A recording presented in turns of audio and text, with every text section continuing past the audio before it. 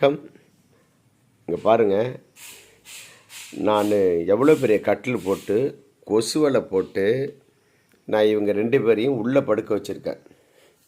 ஆனால் 2 பேரும் வெளியில் வந்து கொசு வலைக்கு மேலே வந்து படுத்திருக்காங்க பாருங்கள். 2 பேரும் எவ்வளோ அழகாக தூங்குறாங்க பாருங்கள். 2 பேரும் இங்கே பாருங்கள், கொசு வலை எங்கே இருக்குன்னு நீங்களே பாருங்கள். 2 பேருக்கும் கொசு வலை போட்டு நான் தூங்க வச்சுருக்கேன்.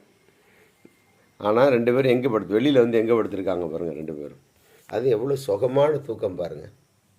பார்த்தீங்களா இல்லையா? இவ்வளோ தூரம் பக்கத்தில் நின்று பேசுகிறேன்னு ஒரு பக்கியாவது எந்திரிச்சு பார்க்குதா? டாமி